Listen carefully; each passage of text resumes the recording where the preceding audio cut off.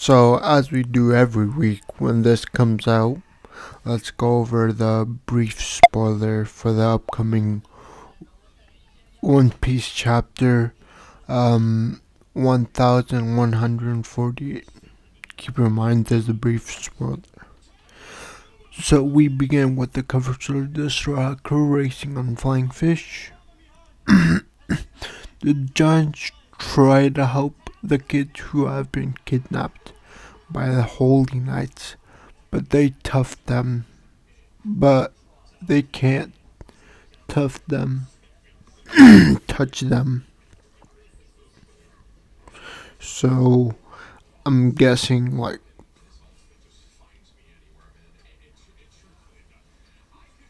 we'll talk about it after. Summers ate the Iba Nomi thorn fruit. When someone touches his targets, they are attacked by thorns. The stronger the love for the target, the more painful the thorns are. Gillingham's fruit is the dragon fruit model Keelan. He can materialize objects from people's dreams. The Holy Knights are eating in the forest and forget the salt. So Summers thinks about Gillingham uses his power to put him to sleep and pull salt off his mind. Out of his mind. Back to Loki and Luffy's group. Luffy punches Loki with a weak blow and Loki faints. Zoro notes that Loki was already near death. Luffy asks Girth to treat Loki, although Girth resists. She agrees to help him. Flashback to Hildriggen's past. Loki bullied him since childhood. Hildriggen wants revenge for their father's murder. At the end of the chapter, Loki wakes up and says, "Do you really think I killed father because I wanted to? Top 2. I know you won't believe me either." So, there we have a lot to talk about. So, the first thing, obviously, their powers. The sun gods, obviously, was a kind of foretold, I guess. There was a lot of clues even before, with Summers' character.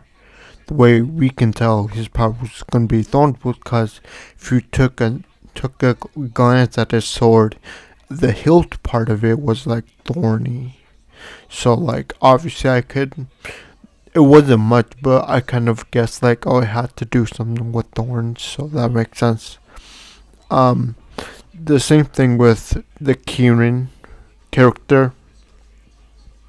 The power pretty much definitely also makes sense.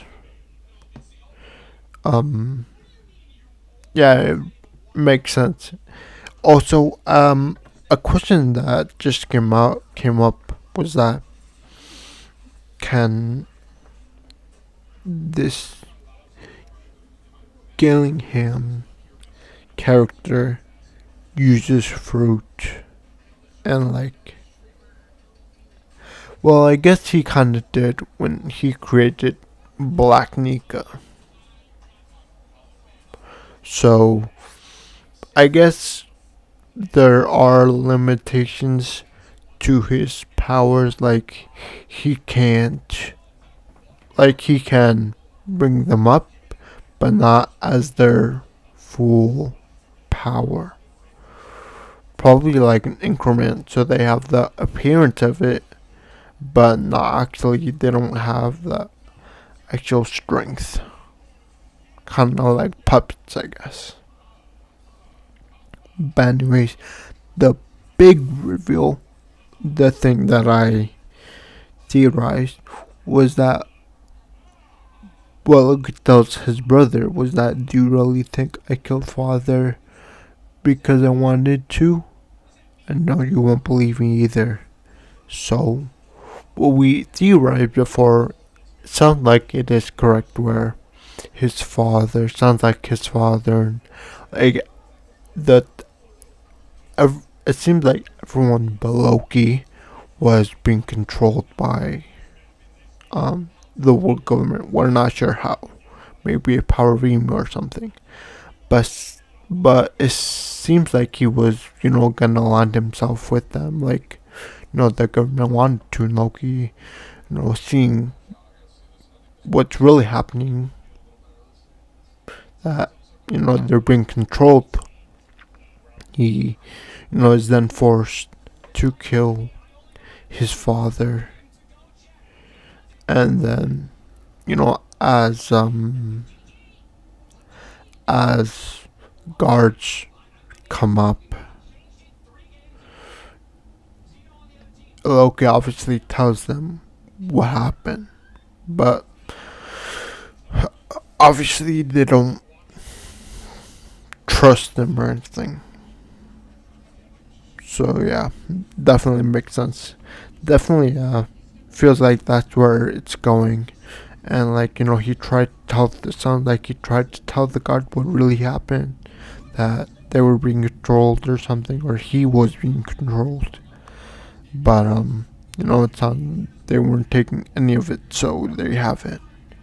Um, I'll break next week. Wait for a full summary. So yeah, that was a big reveal. We theorized happened. Obviously, there's probably gonna be more theories as we get the full summary probably tomorrow. But yeah, this has been the brief summary of One Piece, if you can call it that.